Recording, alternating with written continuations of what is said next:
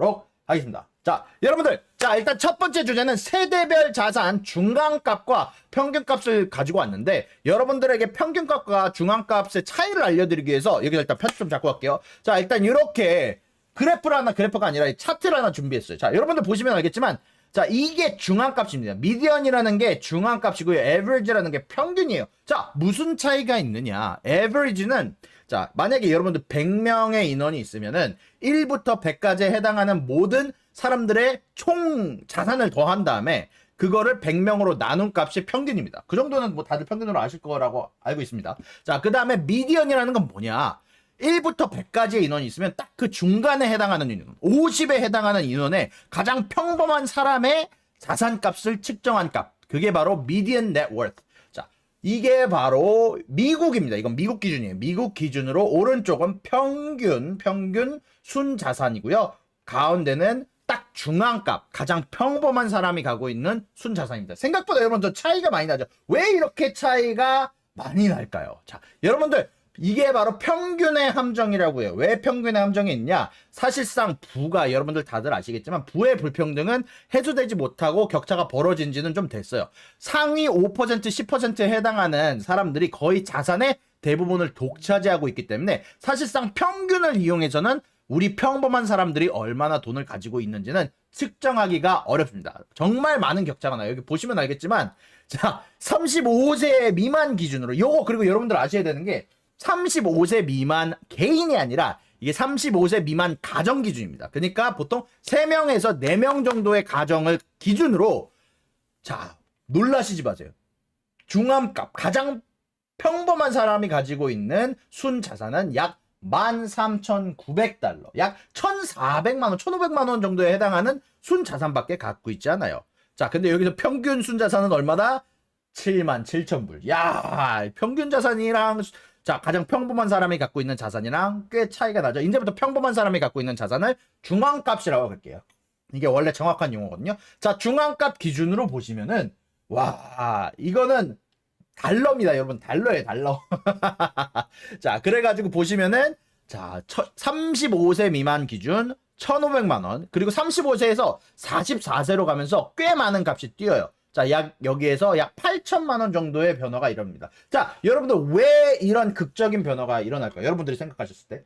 보통 35세에서 44세 사이에 보통 수입이 가장 많이 늘어나는 시기라고 해요. 여러분들이 뭐 신입에서 뭐 과장이 되고 퍼센티지로 봤을 때 가장 많은 연봉이 늘어나는 시기 플러스 가장 중요한 거. 자, 여러분들 당연히 아시겠지만 집을 구매했느냐 안 구매했느냐 차이가 벌어지는 이유 중 가장 큰 이유, 부동산. 여러분들이 집을 사셨을 때 내가 집을 사기 전에는 여러분들이 렌트비를 내야 돼요. 미국 기준이에요. 이건 미국 기준인데, 자, 미국 기준으로 여러분들이 렌트비를 내시면 보통 매달 빠지는 돈이 한 사람당 보통 한 1,500에서 2,000 정도 사이가 됩니다. 뉴저지 기준으로. 자, 근데 여러분들이 그걸 만약 내가 집을 사서 어떻게든 14,000불이라는 금액을 모았어. 여러분들 한 3, 4만 불 정도를 모으시면 미국에선 아주 자그마한 집 하나 정도를 사실 수가 있습니다. 아파트를 사시거나. 왜냐면 10%만 내면은 여러분의 나머지는 모기지로 구매할 수 있거든요. 그렇게 되면 여러분들이 렌트로 내면 사라지는 2,000불이 여러분들이 이제부터는 모기지로 내는 2,000불이 되고, 거기에서 1,300불, 1,400불 정도는 매달 꾸준히 적립식으로 모아가게 됩니다. 그렇다 보니까 가장 평범한 중앙값 기준으로 35세에서 44세 사이에 정말 퍼센티지로 따졌을 때 제일 많은 변화가 일어나기 마련이고요. 그리고 여기서 좀 노래할 만한 부분은, 자, 65세에서 74세 은퇴 이후로 보셨을 때, 자, 여러분들 은퇴하면 보통 은퇴 자금이 나와요. 401k라는 자금이 미국에서 나오는데, 은퇴연금, 노후연금에서 조금씩 까먹기는 하지만 거의 한 10년간, 15년간 자산의 변화가 많이 없이 여러분들이 가진 자산을 유지할 수 있다. 은퇴연금과 아주 패시브 인컴 이 두 가지를 통해서 돈을 날리지 않고 일을 하지 않고도 돈의 자산을 거의 변화 없이 마무리 지을 수 있는 게 바로 미국이다. 자, 그럼 여기까지 이제 미국을 알아봤으면, 자, 여러분들 한국을 알아봐야겠죠. 여러분들 가진 자산이 생각보다 많다는 거 여러분들 많이 늘 느끼셨을 것 같은데, 자, 내가 그러면은 한국에서는 얼마나 큰 부자인가? 많은 분들이 한국 분들이니까 이게 제일 궁금할 것 같은데, 자, 일단 여기에서 뉴스가 하나가 있어요. 우리 집 순자산은 평균만큼 올랐을까? 근데 말했지만 이 뉴스는 평균의 함정을 까먹었어. 자, 평균적으로 3년새 1억 원 증가했다고 돼 있죠? 근데 자, 2020년 기준 3분위가 가장 평범한 사람이다. 중앙값이 3분위예요. 자, 중앙값 기준 약 2억 정도가 전체의 중앙값입니다. 자, 그럼 2017년에는 어땠을까? 자, 3년새 3억 증가했다며, 3년새 야 1억 증가했다며. 그러면은 야 2017년이면은 딱 3년 전이니까 약 2억 정도밖에 안 되겠네, 평균값이. 아닙니다. 자, 여기 보시면 전체 중앙값 기준 이 순자산액이 딱 중앙값 기준 2억 2천이야. 줄었어. 자, 2020년에 중앙값은 2억인데 2017년에는 중앙값이 2억 2천이야. 자, 한국은 순자산이 여러분들이 평범한 인원이면 돈이 줄었어요. 순자산이 줄었어요. 2017년에서 2020년에 오기까지 평균은 늘었지만 한마디로 부자는 더 부자가 됐지만 중앙값 기준, 평범한 사람 기준 돈은 순자산값은 줄었다. 자, 이거 좀 재밌는 팩트죠. 많은 분들이 궁금하셔서 좀 재밌어 하실 것 같아요. 자, 이렇게 보시면 부익부 빈익비 현상이 한국은 특히 더 극대화됐다는 게 많이들 생각하실 것 같아요. 그래서 일단 저는 오늘 2017년 자료 기준으로 한번 여러분들한테 이야기를 해볼까요? 이건 2020년 자료가 정확한 게 없더라고요. 그래서 2017년에 정확하게 조사를 해서 나온 결과 기준으로 여러분들 코스피인가요? 거기서 나온 결과인데, 자, 2017년께 가장 정확했기 때문에 이렇게 여러분들에게 한번 알려드리려고 갖고 왔고요. 자, 여기 보시면 30세 미만 기준으로 4,750만 원에 해당하는 금액이 순자산이라고 해요. 야, 미국보다 많다. 야, 미국은 얼마? 15,000만, 1,500만 원. 야, 거의 3, 4배네. 야, 한국이 훨씬 더 잘 산다.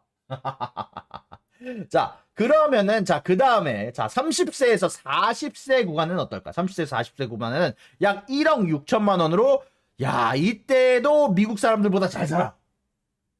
자, 미국 사람들보다 40세까지도 더 잘 삽니다. 자, 이제 여기서 40에서 50세 구간에서 2억 2천만 원으로 이때부터 약간 좀 비슷해지기 시작하는데 그래도 한국이 더 잘 살아.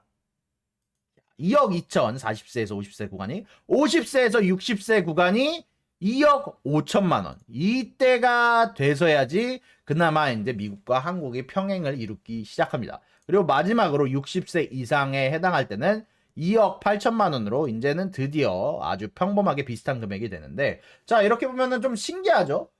평범한 인원이라고 치면은 한국에 있는 분들이 거의 미국에 있는 보다 전체 인구들이 순자산이 더 높아요. 야, 여러분들 미국이 더 잘 사는 거 아니야? 미국이 버는 금액 더 많잖아. 미국이 연봉 더 높잖아. 하지만 자산 수치로 봤을 때 여러분들 한국이 더 살기 편하다는 거야. 여러분들 자산으로 봤을 때 여러분들이 내가 만약에 솔직히 집값도 그렇고, 집값 빼고, 집값은 아니지. 자, 음식값이든 아니면 햄버거, 맥도날드 지수라고 하는데 미국 햄버거가 한국 햄버거보다 비싸요. 그런 것들을 얘기를 해드리면은 한국이 솔직히 살기는 더 편하다. 자산도 내가 더 많고 가격도 더 싸고. 당연히 여기에 대해서는 뭐 오밋된 것도 있겠지만 가장 평범한 인원 기준, 물론 평범한 인원보다 더 못 버시는 분들도 계실 거고 더 많이 버시는 분들도 계실 거라고 생각을 하지만, 평범한 사람 기준으로 봤을 땐 미국에 있는 인원보다 한국의 인원이 더 잘 산다. 그리고 여러분들 제가 말씀드렸지만 가장 큰 차이, 자산의 가장 큰 차이를 내는 것, 부동산. 주택 보유, 주택 미보유. 제가 여기에 관해서 전에 한번 유튜브 영상을 만든 적이 있는데, 한국이 전 세계에서 10손가락 안에 들 정도로 뭐가 늘었냐? 주택 가격 상승 대 임금 상승 대비를 봤을 때 한국이 가장 높은 국가 10개 중 하나에 포함이 돼요. 자, 그렇게 보시면은 가장 중요한 거는 아마 부동산을 가지고 있느냐, 부동산을 가지고 있지 않느냐, 부동산에 내가 들어가는 렌트비나 월세가 절약할 수 있느냐가 아마 가장 큰 이유로 보이고요. 그리고 한국 같은 경우는 부동산 가격 상승을 도저히 막을 수 없어. 우와. 내가 봤는데 저도 부동산 가격 상승을 봤는데 특히 수도권과 비수도권의 차이가 엄청나더라고. 왜 많은 사람들이 서울로 오고 싶어 하냐. 거의 제가 이 부분은 제가 안 갖고 왔는데 거의 한 1.5배 정도 차이가 났다 그래요. 자산 상승률이 약 수도권과 비수도권 사이에서 1.5배가 차이 난다고 하고 그 가장 큰 이유가 부동산이라고 뉴스에 나와 있대요. 근데 그거 정확한 데이터를 기준으로 만들어진 게 아니라 여러분들에게 이렇게 가지고 오진 않았지만 뉴스에 의하면은 부동산 가격 상승, 특히 수도권의 부동산 가격 상승이 비수도권과 수도권의 임금 차이, 뭐 아니면은 자산 차이를 만드는 데 가장 큰 역할을 했다고 합니다. 아무래도 부동산이 제일 크겠죠, 여러분들. 자, 무튼 이렇게 보시면은 여러분들이 얼마나 내 세대가 내가 얼마나 평범한 사람보다 얼마나 많이 벌고 있는지 얼마나 적고 벌고 있는지 여러분들이 이제 슬슬 감이 잡힐 거라고 생각을 합니다. 자, 그럼 여기까지 하고 우리 이제 조금 궁금하지 않아요? 야, 우리 방금 전에 이제 우리나라와 한국, 우리는 한국, 우리나라래. 뭐, 저도 뭐 한국 사람이니까 우리나라고 계속 얘기를 했네요. 한국과 미국의 차이를 알았으면 이제 우리가 궁금하잖아요. 터키는 그러면 어떻게 됐나요? 자, 여기 여러분들 한번 여기서 편집 좀 잡고 일단 여러분들 한번 여기에 관해서 질문 있으신가요? 이미 제가 제 세대별 자산의 차이를 여러분들한테 말씀드렸고 그 가장 큰 이유를 여러분들한테 말씀드렸는데 자 여러분들 여기에 대해서 조금 아셔야 되는 게 이거는 보통 어차피 나중에 좀 이야기를 해야 될 텐데 30세 미만에서는 여러분들이 투자를 해서 돈을 모으기는 쉽지는 않아요. 특히 이건 제 개인적인 의견입니다. 제가 여태까지 그랬고 30세 미만이라는 가정하에서는 여러분들이 보통 순자산이 한 1,000만 원 정도면은 많잖아요. 그렇죠? 여기 보면은 순자산이 평균 가장 평범한 사람 기준 약 4천만 원, 3천만 원? 그 정도밖에 안 된단 말이에요. 뭐 그 정도밖에 아니라고 하기엔 좀 높네. 난 한 1,000만 원 정도 될 줄 알았더니. 자, 일단 미국이 2천만 원이잖아요. 미국이 2천만 원인데 20세 막 되신 20세, 20세부터 25세 정도에 되신 분들은 여러분들이 저축이라기보다는 세이빙을 통해서 커스트 컷다운을 통해서 돈을 모으는 게 중요해요. 보통 첫 1억 모으는 게 가장 어렵다는 얘기를 많이 하시더라고요. 저는 미국에서 오래 살았죠. 한국에서도 오래 살았죠. 네. 근데 무튼 그런 거 관련해서 그 1억을 모으게 되면 거기에서 자산이 조금씩 눈 불어나듯이 늘어난다는 표현을 쓰는데 그 가장 큰 이유는 여러분들 첫 주택 구매가 아마 전환점이 되기 때문인가가 아닌가 개인적으로 싶긴 해요. 왜냐면은 렌트비라든지 월세라든지 아니면은 여러분들이 꾸준히 절약할 수 있는 환경이 이때부터 만들어지는 시기이기 때문에 그때까지는 여러분들이 너무 투자할 때 단기적으로 빼고 넣고보다는 장기적으로 가져가시면서 아주 안전한 자산 하나 가져가시면서 스트레스 받지 말고 그러다가 이건 제 개인적인 의견입니다. 아마 그러다가 좀 내가 돈을 어느 정도 모였다. 그럼 첫 집을 사시고 그때부터 좀 투자를 하시는 게 아마 좀 더 안정적으로 여러분들의 자산을 불리는 수단이 될 거라고 생각합니다. 1억을 최초로 달성한 나이요? 저는 한 29살, 30쯤에 1억을 달성했던 것 같아요. 30쯤에 1억을 달성했고, 그리고 지금은 사실상 원래 너무 많이 갑자기 최근에 너무 높아져서 그랬었지. 지금 글쎄요. 지금 제가 가진 자산을 말씀드리긴 좀 그렇네. 그렇게 높진 않아요. 제가 가장 높은 자산을 달성했던 금액은 약 한 9억, 8억 정도 됩니다. 9억, 8억 정도 됐다가 여러분들 알다시피 돈을 제가 많이 날렸어요. 제가 많이 날렸기 때문에 그 이후로는 자산을 말씀드리지 않을게요. 제가 가장 높은 자산을 달성했던 금액은 약 8억에서 9억 정도? 9억 정도 됩니다. 네. 한국 나이로죠? 한국 나이로. 그렇죠. 일단 저는 부동산을 맨 처음 샀고요. 그 다음에 주식 투자를 통해서, 코인 투자를 통해서 불리기 시작했습니다. 자. 맞아요. 테슬라 사연님이 말씀하신 것처럼 노동소득, 한국말로 노동소득이라고 하거든요. 노동소득을 통해서 가장 먼저 첫 1억 정도를 모으시는 게 아마 여러분들에게 가장 자산을 불리는데 좋은 수단이 될 거라고 생각을 합니다. 네.